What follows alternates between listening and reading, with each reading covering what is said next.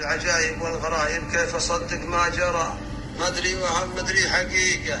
أتردد في ذهول من الغرائب والعجائب، والأمل في الليلة الظلمة يجاذبني بريقه،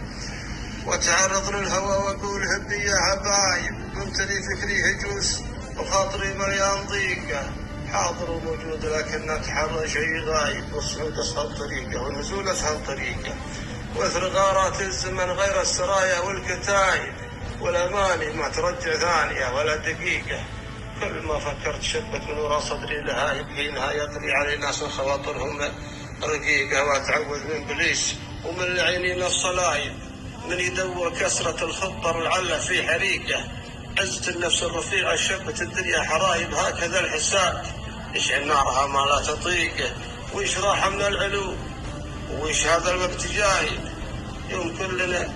ينتمي رايه المجموعة فريقة، ناس تتبع ناس والله الطرف عن مخطي وصايب، فرقوا باسلوبهم بين الشقيق وهو شقيقه، ليه ذا الوقت القرايب ما يدانون القرايب، من يريد الوصل يرمون الحجارة في طريقه،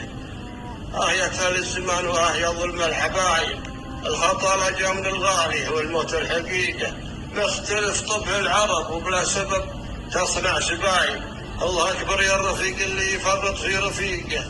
بارك الله في الرجال اللي يسدون النوايب، جعلنا ما نعدم وجه الرجاجيل العريقة، مجدهم يطري اليوم عرضت شقر الذوايب، والمهند والقنا وفعول الأسلاف العتيقة، يفتخر فيهم عريب من جد زيتون الصعايب، يتنحى عن سوالفهم دوادين الخليقة، سامحوني لأنفة صبري